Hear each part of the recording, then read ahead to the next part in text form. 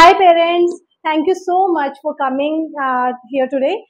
आज हम group sessions की पीटीएम कर रहे हैं ताकि हम आपको ये बता सके कि ग्रुप सेशन में हम किस तरह से काम करते हैं।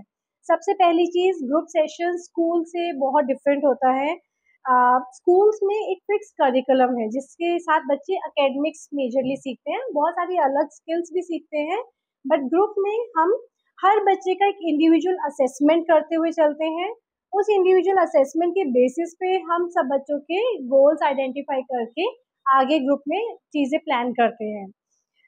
हम लोग जो असेसमेंट करते हैं वो मेजरली 3 चीजों पे असेस करते हैं बच्चों का। One is social skills, another is play skills and third one is ADL means activities of daily living.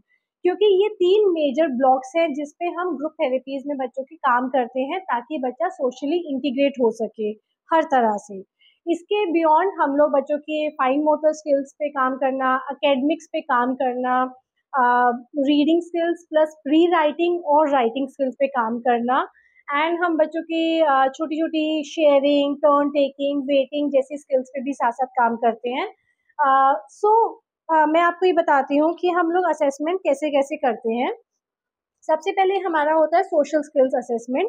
इसमें हम लोग बच्चों का एक बिगनिंग इंटरेक्शन बिहेवियर चेक करते हैं, then intermediate interaction behaviours, interaction during play, फिर आता है अंडरस्टैंडिंग इमोशंस, खुद के भी और दूसरों के भी इमोशंस को समझना, self regulation, flexibility, problem solving, then conversational skills, non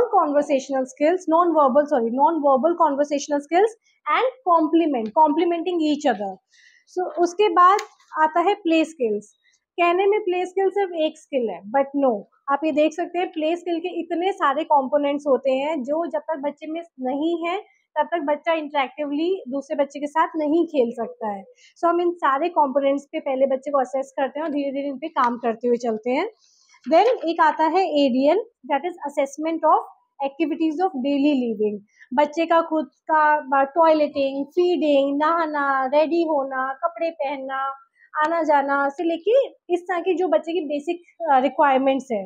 because अगर हम देखें तो जनरली जो बच्चे लाइक अगर कोई भी ऑटिज्म स्पेक्ट्रम डिसऑर्डर है, एडीएचडी है, या कोई भी न्यूरो साइकोलॉजिकल डिसऑर्डर जब बच्चों के साथ होता है तो बच्चों की जनरली मोटर स्किल्स बहुत अच्छी होती हैं, बट उन मोटर स्किल्स को बच्चे फंक्शनली यूज नहीं कर पाते हैं, उनके अंदर bilateral integration, mid line crossing जैसी चीजें नहीं होती है। सो हम इन सारी चीजों का ध्यान रखते हुए बच्चों को हर चीज पे काम कराते हैं। अब ये तीनों असेसमेंट के बाद हम इन तीनों असेसमेंट में से गोल्स आइडेंटिफाई करते हैं। हर बच्चे के short term goals and long term goals हम आइडेंटिफाई करते हैं, और इन गोल्स के बेसिस पे हम अपने हर आगे आने वाले मंथ्स की थीम्स को डिटरमाइन करते हैं या प्लान करते हैं। जैसे कि हमें कुछ गोल्स लगे जो कि हर बच्चे के कुछ कॉमन है, उसमें से हमने वो गोल निकाला और हमने अपने इस मंथ की एक थीम को बना लिया। जैसे कि हमारी इस मंथ की थीम चल रही है imitation skills and greeting skills. बच्चा किसी के पास जाता है, अप्रोच करता है, तो सबसे पहले ग्रीट करेगा, फिर इमिटेट करेगा, तभी वो उनके साथ खेल सकता है। फॉर एग्जाम्पल आप पार्क का एक सिनेरियो लीजिए जहाँ पे कुछ बच्चे फुटबॉल से खेल रहे हैं, तो एक बच्चा गया, उनको अप्रोच किया, बोला हाय क्या मैं आपके साथ खेलूं। So this is greeting, initial interaction behaviour. उसके बाद अगर वो इमिटेट कर पाएगा कि वो फुटबॉल से खेल रहे हैं तो मुझे भी ऐसी फुटबॉल को किक मार के खेलना है, तो ही वो उनके साथ खेल सकता है। अदरवाइज जिस बच्चे के पास इमिटेशन स्किल्स नहीं है, वो उनको ऑब्जर्व ही नहीं कर रहा है, इमिटेट ही नहीं कर पा रहा है, वो क्या करेगा, जाएगा फुटबॉल को उठाएगा हाथ में और चला जाएगा। तो ये खेलना नहीं है, ये इंटरेक्शन नहीं है। उससे बच्चे, बल्कि वो सारे बच्चे उसके पीछे भागेंगे, उससे छीनेंगे और लड़ाई झगड़ा होना है, उसको अलूफ कर दिया जाएगा। जबकि जब बच्चा इमिटेट करके उनके साथ उनके जैसा खेलेगा तो बच्चे उसको एक्सेप्ट करते हैं।